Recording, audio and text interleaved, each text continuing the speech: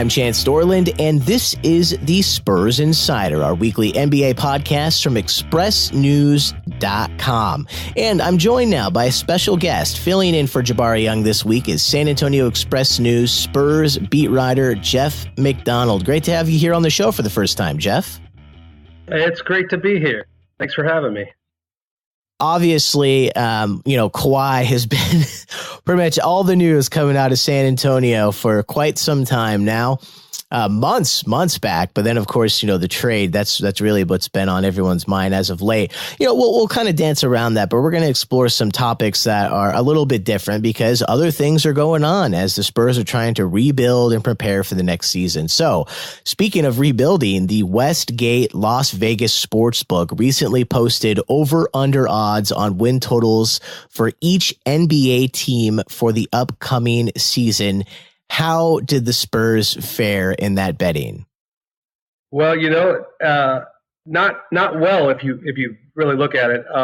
Basically, what the sports books do is they set an over/under, like you mentioned, for how many wins they expect a team, the ballpark they expect a team to muster, and they put the Spurs at 43.5, which would be like their worst season in decades if they were to hit that number. And it's not a prediction so much. That's not what the sports books are trying to do. They're trying to set a line where people will bet on both sides of it. So they're trying to sort of pick a ballpark and have people bet the over, more than 43 wins, or the under 43 or fewer wins. And so it's more like a measure of public perception. And what you could say is after, the Spurs won 47 games last year with Kawhi Leonard injured for pretty much all of it, after being forced to trade their best player, the public perception of the Spurs isn't very good right now. And as the summer goes along, as we get closer to the season, people will start betting and that line will move one way or another. But right now, in the heat of August, it doesn't seem like Vegas and therefore the NBA basketball wagering public at large is really feeling what the Spurs are bringing next year. Now, I'm just guessing, Jeff, correct me if I'm wrong, you probably have a slightly different opinion than these Vegas odds. Well, what's crazy about it is if you ordered all the teams in the West in the order that Vegas seems to think they might finish, the Spurs are finishing out of the playoffs, and they haven't missed the playoffs since 1996, 97, before, Tim Duncan had ever set foot in San Antonio. And I'm not going to count the Spurs out of a playoff mix until that actually happens. I mean, I just think they've earned that benefit of the doubt no matter what the roster is. They still have Greg Popovich running the show. And last season, like I mentioned, they won 47 games with basically getting zero. Kawhi Leonard played 9 games, but for all intents and purposes, they got a 0 out of Kawhi Leonard's position, and they've replaced that position. Basically, it's not apples and oranges, but they've replaced that spot on the roster with DeMar DeRozan from Toronto, who they acquired in that trade. And that's a 4-time All-Star, one of the best scoring guards in the league. You kind of figure if the Spurs just had the roster that they have this year, and they've lost some other people as well, Kyle Anderson, Danny Green, Tony Parker. But I feel like this roster probably wins 50 games last year. And so if I'm not the wagering type on sports, I don't do that. But if I was, I would take well over the 43.5 at this point. I think they probably win 50 games if they stay healthy again. If they stay healthy. Oh, gosh, let's not even think about that type of thing. That's the big if, yes. Yeah, that's the big if. So, yeah, I mean, this is like the horse races. I'm not really a gambler either, but I have been to a horse race or two, and it's interesting. They put up the odds, and then everyone starts making their bets, and then depending on how people bet, the odds change, and then you got to get them right in before, the race starts. So, right. This is where they've placed it now, which I think is fair. I mean, the Spurs have gone through a lot, not only in the last season, but just in the last few weeks. I mean, that's traumatizing. They've got some light at the end of the tunnel. I mean, DeMar DeRozan is not Kawhi Leonard. In a lot of ways, he's the exact opposite of Kawhi Leonard. So who knows, how this will play out. Maybe they'll have a fantastic season. Maybe they won't. But these are just the odds right now, people looking at it for face value. It's fun to talk about. Yeah. So we've talked about what I guess at least the outside world from Vegas is how they're viewing the Spurs. So now that free agency more or less over, obviously, as we've been mentioning, the big Kawhi Leonard trade with Toronto was triggered. Let's look now more specifically at the Spurs and how the roster is taking shape. Yeah, I think basically the team you kind of see on paper right now is the team they're going to open the season with. I mean, there's a couple outstanding questions to answer, but they have 14 players under contract as we speak right now, guaranteed contracts. And usually the way it works is if you have a guaranteed contract going into training camp, you're probably going to make the opening day roster. There have been some, there's some precedent for there being exceptions to that. But generally, when you're counting how many spots a team has open heading into a training camp, the most you can keep going into a season is 15 players.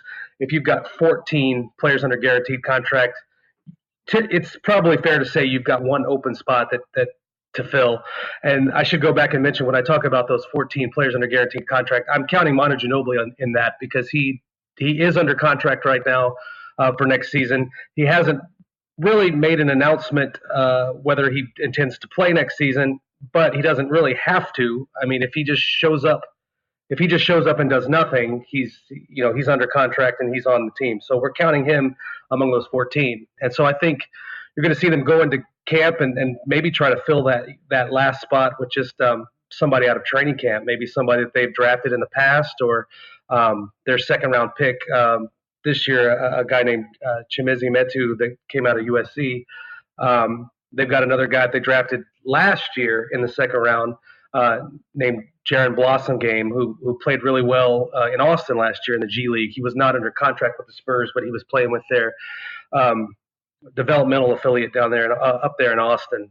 And he's a guy that's really impressed throughout the summer. The coaches really like him. He had a really good summer league. So he is a guy who may get a shot at that last roster spot. But a lot of times, teams, you don't have to take 15 into the season. The Spurs in the past at times, if there's not a 15th guy they really love, they'll just go in the season with 14, and that gives them kind of some flexibility throughout the season if they want to try some other guys at that spot, pull somebody up from the G League, sign a veteran who's just sort of floating around out there. So I think you'll see kind of a battle for that 15th spot in camp with some of the guys I mentioned earlier, but it's not necessary that they fill it. I mean, I think that basically, for all intents and purposes, the core of the team you see on paper right now is what they're going to roll with to start the season. And I know this is, kind of the real topic now that's getting a lot of discussion for great reason. I mean, he did so well this last season, and he's getting really old up there. But you do mention Manu Ginobili. What do you think about Manu? Is he going to re-sign? I mean, the last episode, Jabari had a very good discussion that got to Manu Ginobili eventually, and they made some great comments that were basically, he doesn't want to leave things. This is what they were saying anyways. They're saying he doesn't want to leave things the way that they ended, where it was a season that, they got to the playoffs, they kept the streak alive, but obviously it wasn't what they had hoped. So he wanted to have another season where they could actually make a real run for it. Then there was discussion, he's getting old. His kids have been coming to a lot of games. Does that mean that, he's actually just making sure they get all their Spurs memories before he calls it quits? There was really great discussion back and forth on that. To put you on the spot, what do you think is going to happen with Manu Ginobili? With Manu, it really almost usually just boils down to one thing. Does he still feel like he can be a useful NBA basketball player? And do the Spurs, want him around? And I think the answer to the second question is clearly yes, even if it's not in a, huge role on the floor, even though he did have a pretty good year for a 40-year-old last year coming off the bench. He was a key part of that bench. But even if he weren't going to be a key part of the rotation, just to have his experience. They lost Tony Parker to Charlotte in free agency, so they don't have a lot of guys. Or they lost Danny Green in that Toronto trade. They don't have a lot of guys around who have been through the system, who know the ropes, who can translate Greg Popovich to the rest of the team. So from the Spurs end, they would very much like it if Manu Ginobili would come back every year till he's 67 years old. The question is, does Manu want to fill that role? Does he feel like he's wants to put himself and his body through the grind and make these sort of sacrifices you have to make at that age to make it through the grind of an 82 game season. And as long as he thinks he can do that, I would expect him, to come back. The other thing is, I think if he were sure he was going to retire, he would have made that announcement by now. That's just me guessing, but I think if he had already made that decision, if he was leaning that way, I think the fact that he hasn't come out and made a definitive statement probably leans me to thinking he's probably looking at coming back and giving it another run. But that's just me speculating, and we won't know until he makes that decision. And the way he normally announces that is he writes his own column in La Nación, the Argentine newspaper La Nación back home in Argentina. So that's kind of how we will find out his plans, I think. At least that's how it's been the past couple summers. And then unless there's anything else that you want to discuss, and we certainly do have the time, our final topic will be talking about Rudy Gay, 12-year NBA veteran. And as you mentioned, the Spurs, they don't have a lot of the veterans that they used to have. So Rudy Gay, something special nowadays. Yeah, he's an interesting case. He'll be an interesting part of this roster going forward, especially with the guys the Spurs lost. Kawhi Leonard and Kyle Anderson both kind of played Rudy Gay's position at small forward. The Spurs signed Rudy Gay last summer, and he's just an interesting case. He blew out his Achilles his last season in Sacramento. That was in January of 2017. He was coming off that injury, required surgery, and that's really the reason the Spurs were able to get him last summer, because otherwise he would have cost way too much money if he was the Rudy Gay that everybody knew that was 100% and healthy. That guy throughout his career had been one of the premier scorers in the NBA, not an all-star, but maybe a tier below that. He was a guy that had several seasons of getting you 20 points a game. And so he came last year, and he appeared in 57 games, I think. He was kind of slow coming off that injury, injured something else in his other leg, heel, throughout the season, and missed games because of that. But was effective when he played. He was a Spurs second leading scorer last year, if you don't count Kawhi, who only played 9 games. But of the guys that played in at least 50, Rudy Gay was a Spurs second leading scorer, even in that kind of state coming off that injury. And I think a year removed from that injury, with the guys the Spurs lost, there's a real hole at that position. And I think you're going to see Rudy see a big uptick in his minutes and his role and what the Spurs need from him this year. They did add, another number 2 scorer to complement LaMarcus Aldridge and DeMar DeRozan. But I think if Rudy Gay is your third scorer, and he's the Rudy Gay that everybody knew from before the injury, I think that's a really potent offensive lineup. And also, you look at Gay could play some power forward as well. He did that in the playoffs last year against Golden State, so it gives him some versatility. So if he can stay healthy and regain a little more of that scoring form, I think the Spurs are going to be a lot better offensive team this year than they were last year. There were so many times last year where they were offensively challenged, and they just had so much trouble scoring enough points to keep up in today's modern NBA game. I think Rudy being healthy and kind of a full-time contributor will help them in that regard. I think the Spurs are going to have a lot of question marks to answer defensively, but I think offensively they're going to be a lot better next year than they were the season before. Moving forward with everything that's happened, everything that we've been discussing so far in today's episode, Jeff, what do you think is the most important thing for the Spurs right now? Is it just to blend together and form a team because they didn't have a solid team? That was really the problem last time, is that if they had known that Kawhi Leonard was just going to be out from the second that he was out after those 9 games, maybe they could have put together, something resembling a normal team. But there was always this, was he coming back? Was he not coming back? And then, of course, the whole drama of, Kawhi, and then eventually that turned into, he didn't want to stay, and now he's in Toronto. Is that the big thing now, just forming a solid team, or is there something else that perhaps is not getting enough credit right now when it comes to the future of the Spurs for this next season? No, I think you're on the right track. And I think kind of the big thing is the Spurs always won in the past, and they were almost famous for this phrase that Greg Popovich used all the time called corporate knowledge, where they've got so many players that have been there, done that, been together, gelled, know what the other player is going to do just based on a body movement or a look or a wink or a head shake. If you talk about, this is going back a few years, but if you talk about Tim Duncan, Tony Parker, Manu Ginobili, those guys played 1,000 games together, and you'd hear other coaches talk about like we don't know how to. It's difficult to prepare for them because not everything is scripted. A lot of stuff is just Tim Duncan gives Tony Parker this look, and Tony Parker cuts back door, and it's a layup. And the Spurs have lost a lot of that just from attrition, from Tim Duncan retiring, and now Tony Parker's somewhere else, and now there's other players that haven't, been in the system 15 years. Their longest tenured player right now, I think, is Patty Mills, who showed up in 2012, I think. And for a team that once had 3 players who'd played together for 15 years, that's a lot of turnover. It's more turnover than they're used to. So I don't know how, even with the players they've got, even with and they've got some all-star caliber players, how you really develop that ESP that the other group had over 15 years, developed over 15 years. There were so many times, the Spurs didn't always beat people because they were the most talented team or had the greatest athletes on the floor. They beat it because they were disciplined and that they knew how to play together. And that kind of chemistry, it takes a lot of time. And it never really gelled last year for that group for reasons you kind of mentioned. They guys were in and out. We didn't know if Kawhi's going to be there. He is going to be there. He's not going to be there. That chemistry never formed.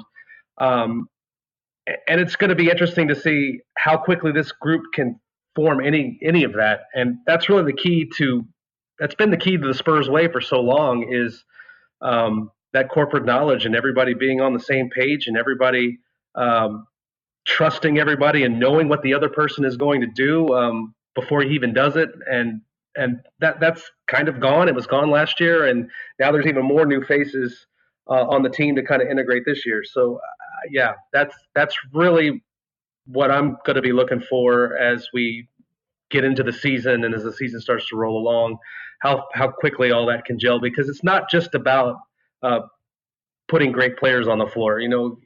Golden State wins because they have the best players, but they also all know how to play together. And you've seen even at times with the Warriors, if you take one of their key players away or a couple of their key players away, or bring in a new player like Kevin Durant for a little while, it takes a while for them to figure out that chemistry again. And the Spurs are kind of in that same boat. They're kind of in that same boat. Final thing here to really put you on the spot, talking about whether Manu Ginobili is going to stay. In your mind, how long does Greg Popovich stay? Is this new change that's come to the Spurs, as you mentioned, they don't have this depth of players that have played together for 15 years. Is this an exciting prospect for him for rebuilding, or is this something that, maybe is a little unfortunate that it happens near the end of his career and he can't finish out with the strong players that he's had for so long? I think he really is sort of invigorated by this challenge. I just being able to teach again, having some young players in. His point guard is 21 years old, so that's kind of a teaching experience. That's DeJounte Murray. They just drafted a kid out of Miami who is 19. So I think part of Pop, the teacher, the guy that likes to teach the game and teach life to people. I think he's really looking forward to this. Now, it might not be so fun if they win 20 games this year, which I'm not predicting, but I'm just saying it all sounds good in theory, this teaching mode and new players and new faces and the challenge of putting it together. It's not as fun if it doesn't work. But I think right now he's kind of invigorated by that. And, I think people ask all the time, how much time do you think he's got left to coach the Spurs? And he'll turn 70 in the middle of the season in December. And he's got that gig with Team USA coming up where it's already really started. This summer he was doing mini camps, and next summer there's going to be the World Championships in China, and in 2020 there's the Olympics in Tokyo. And I think a lot of people have looked at that 2020 date where he's coaching the Olympics. Now, Pop has never said this, but I think just a lot of outsiders who are just trying to guess what he's going to do have kind of seen that as kind of a natural transition, a natural jumping off point from the Spurs. There's nothing that prevents him from coaching the Spurs and coaching Team USA. The previous Team USA coach, Mike Krzyzewski, he did that for years and years while also coaching Duke, and was successful at both jobs. So there's nothing that keeps you from doing that. It's just at Pop's age. I mean, he's got to be getting to the end of his Spurs career sooner rather than later. And when you look at, you just see that 2020 date, it just seems like a natural jumping off point. But the same thing for 10, 15 years, he always said he was retiring the day Tim Duncan retired. And, it's been a couple years and Pop's still around. So I as much as he's always said he's not going to be a basketball lifer, he already has been. And I think it's just really hard for him to let go. It'll be interesting. Lots of stuff going on, of course. That no one's saying the next couple of years with the Spurs won't be interesting. That's certainly not something that I've said. So great to speak with San Antonio Express News Spurs beat writer Jeff McDonald, filling in this week for Jabari Young. Thanks for joining me, and hopefully we'll have you back here on the show again. Absolutely, anytime.